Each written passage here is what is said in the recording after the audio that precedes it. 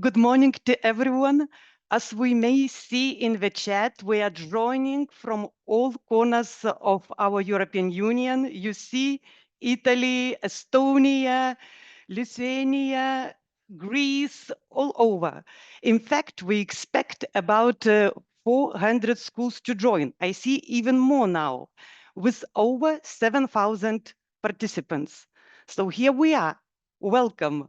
As for myself, I am Žydrė. I work for the European Commission, its translation section, and I am coordinator of the amazing Juvenes Translatores project. And Juvenes Translatores, at least partly, is the reason why we are all here today. Then we realized that we cannot allow all schools that register to our contest to participate in it. We started to think, what else instead we can offer to you? And we came with the idea, why not the online meeting, where you could meet our colleagues, translators. What they translate daily, it becomes the European law. And interpreters, they interpret in the events, in the meetings where the key decisions are taken. And as the Juvenes Translatores is already slightly older than you, it has two tips for you. First, most of you are already thinking what you will study, right? Try to relate it to your passions, to things that you really believe in, because we spend a lot of hours working. If what we do does not really mean something important to us, these hours become gray hours. And the second tip, whatever you would opt for, your knowledge of language matters. Say, you are a doctor. At some point, you will need to tell diagnosis to your patient. Perhaps this diagnosis is not what a person expects or wish. Therefore, you have to find right words and a right tone to deliver your message. Or you are a lawyer. To win your case, you need really to build up a solid arguments, to pull them together, to convince. And if you know more than one language, your world expands again and again. So think twice and maybe give a further push for language learning. It is much more than boring rules or endless exceptions. It's really something that might open a lot of doors for you. So, about today, what we will do 1 hour and a half together. Our program will consist of 2 parts. In the first part, you will hear our colleagues discussing why it is important to learn languages. In the second part, you will be invited to choose a breakout room. So we have breakout rooms in almost all EU official languages. You will push the button and you will go to the breakout room of your choice. And as already mentioned in the beginning of our meeting, in this first part, better no chat, no cameras, and no micros. Whereas when you go to the second part of the event, in the breakout rooms, please activate your cameras, your micros. You will be able to ask your questions via chat. And also, if you prefer, you will raise your hand and moderators will give you the floor to ask your questions orally. And the very last thing, in case you would like to share about our event on social media, please do not forget to tag us at Translating for Europe. And now it's the big time to kick off the first part. And I am pleased to give the floor to my colleagues, Sasha, Jael, and Micha. Over to you guys. I'm a European Commission translator, have been for 12 years, and I am also one of the hosts of the Juvenis Translatores award ceremony. So I will see some of you in Brussels in due course. And I'd like to kick off our little conversation with an outline of what the Commission is and what the Commission does. I'll keep it short.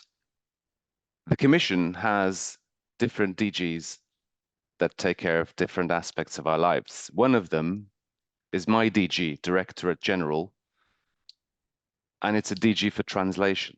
This is where translators, not interpreters, work. There are other DGs. Some deal with transport, and they're called MOVE. There's another DG that's here for education, youth, sport, and culture. It's called DG EAC. The reason I'm telling you this is because we have a guest from DG EAC here today, and she will be talking about the opportunities for young people in the EU. I would like to welcome Jael and Sasha here. They're waving into the camera. I know you can't see that, and they're smiling at you. And I will ask them to tell you and us something about themselves. Actually, I'll kick off with Sasha. Sasha, you are French. You went to secondary school in Germany, and then you volunteered in Namibia and picked up some languages as you went by.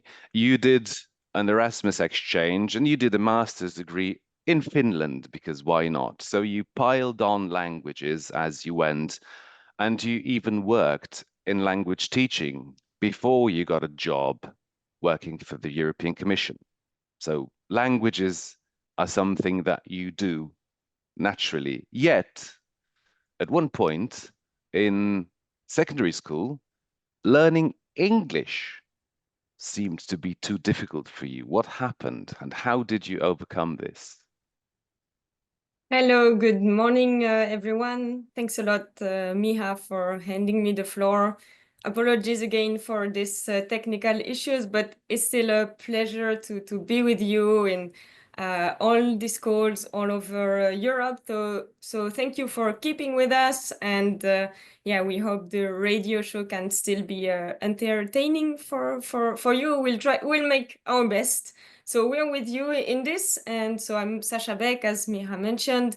I work for the European Commission for a few years in the Directorate General for Education, Youth, Sport and Culture. And currently I work in sport policy.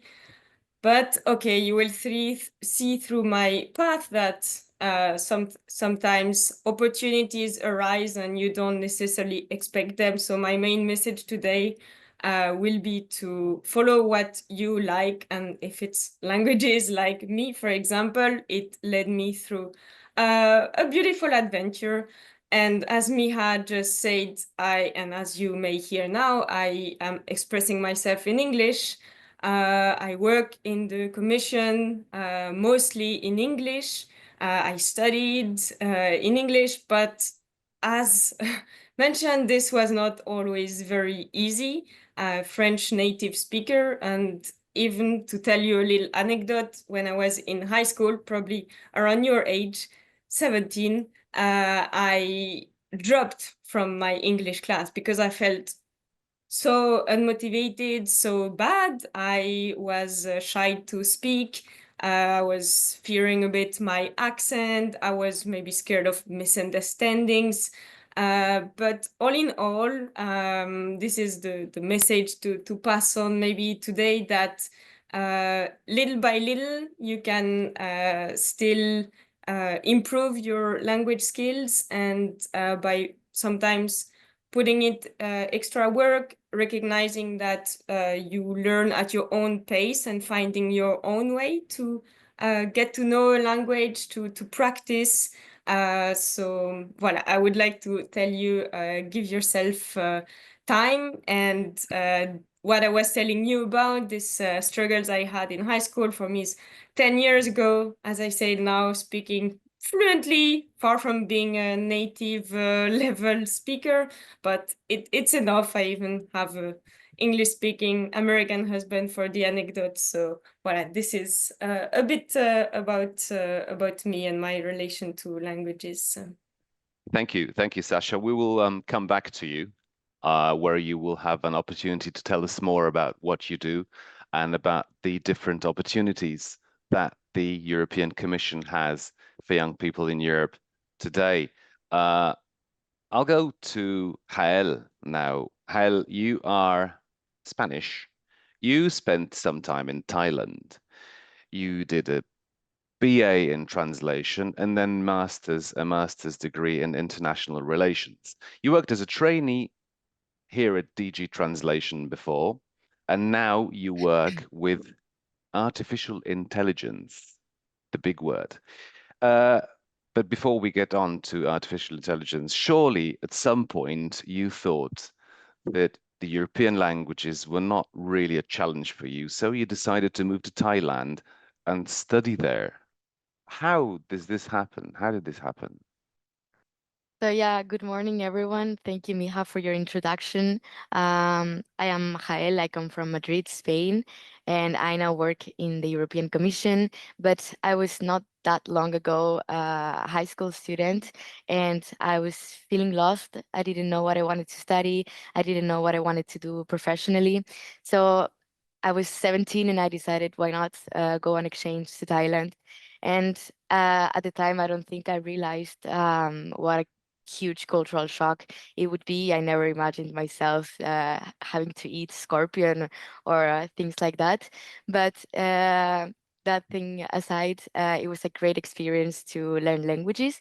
I had three different host families, and also I went to the local school, so the classes were in Thai. And so some months after some months, I learned Thai, and not only the language but also the culture. And I discovered that I was not that bad at learning languages, since I was also at the same time learning English with the other exchange students, and Italian with my Italian friend that was there in exchange with me. And so when I went back to Spain, I decided, why not study translation? And so I did. I did 4 years of translation in Madrid. And then, as Mija said, I did a master in international relations.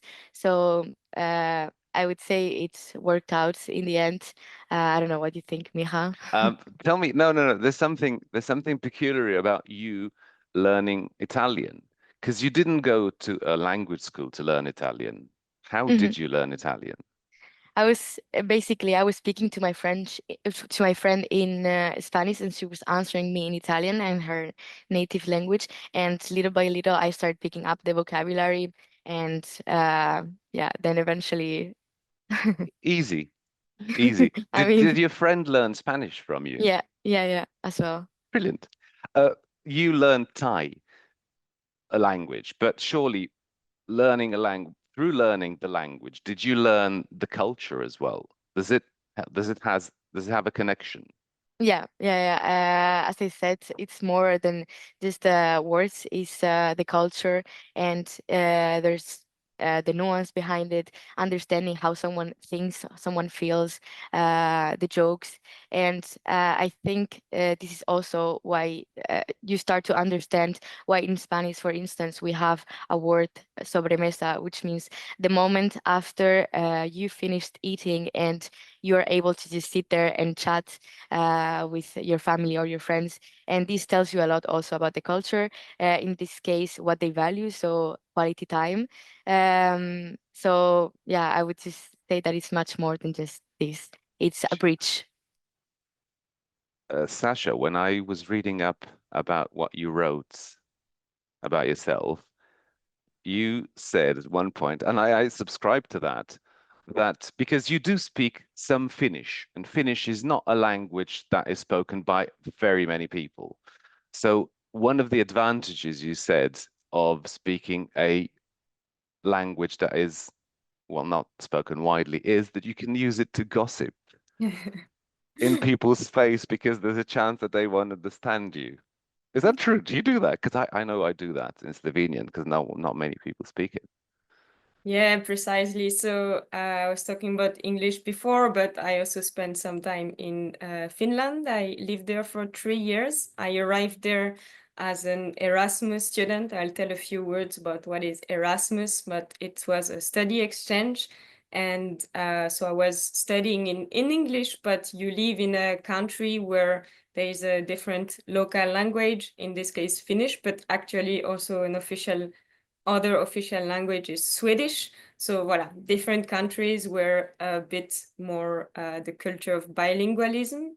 But so yeah, I lived there and I wanted to integrate myself better in the country, knowing it's a very let's say difficult language to learn because you cannot, at least as a French speaker and English and German, I couldn't relate to anything in this language, but it was still a beautiful experience. I'm far from being fluent. Now I left from there, but I built a little basis I was playing basketball there in a Finnish team. So voilà, I had some reflex of catching the ball and throwing it and saying the word in Finnish. So voilà, a little level. And my husband is the same, actually, American, but we met in Finland and he has the same basis. And in outside of Finland, of course, in Brussels, we are careful because there are a lot of languages in Brussels,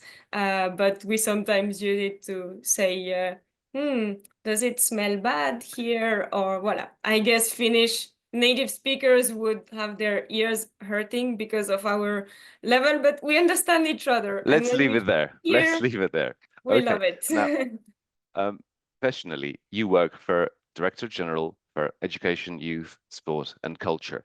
And I know that you're an expert on 3 initiatives for young people. One's called Erasmus Plus, the other one is called Discover EU, and the third one is called European Solidarity Corps.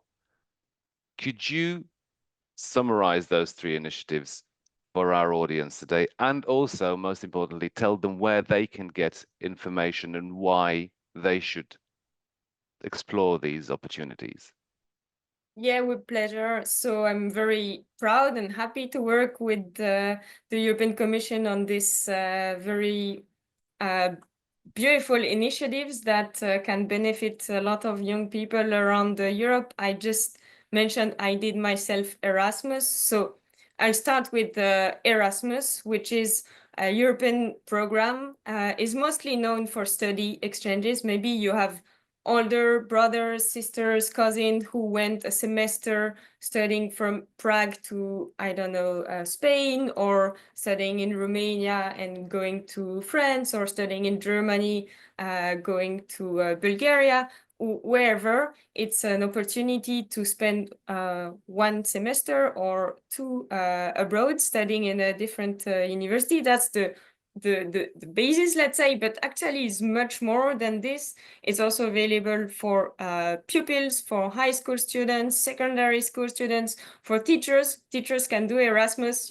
There must be many teachers with us today. Thank you for also bringing your students on this radio and now webinar this morning.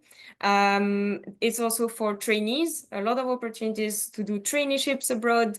Yeah, Jael, you mentioned that in high school you were super lost, you didn't know where to start. I was there exactly. I think you were speaking up my mind. I didn't really know what to study, where to go, and I think traineeships are great opportunities to understand better, have a practical experience, and in another country through Erasmus. That's very something we would recommend.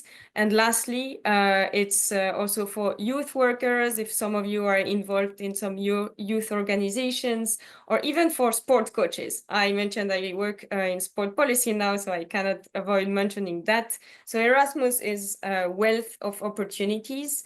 And coming back to I will start with the second point, with the European Solidarity Corps, a bit barbarian denomination. It is very nice, but let's say volunteering. I will put it this way. So you remember there are volunteering opportunities through this program, which you can find on the European Youth Portal.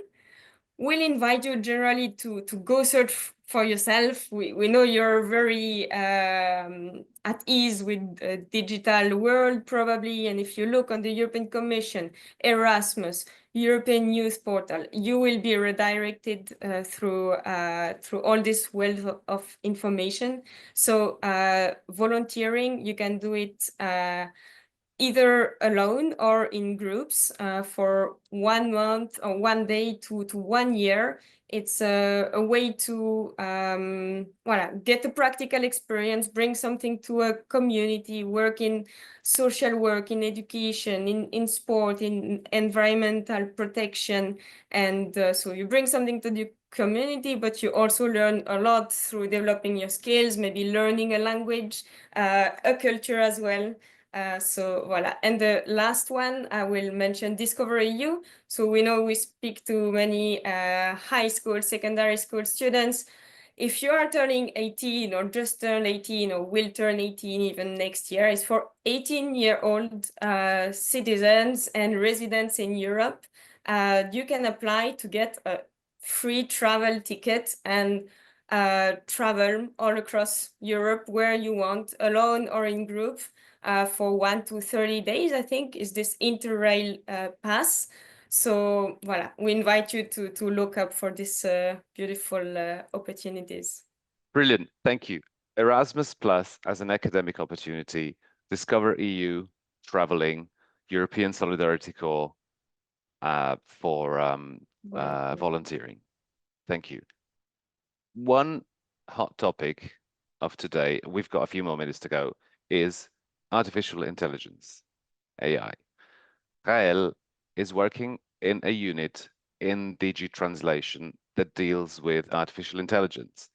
Now, the unit that you work, I mean, our DG, we have AI-based tools. We have a translation engine that is powered by artificial intelligence. We have tools that will read a text and summarize it. We have a tool that will produce a briefing, the main points. We have a tool that will look at a question and provide a reply. Brilliant if you're in school and you need to score high in a test.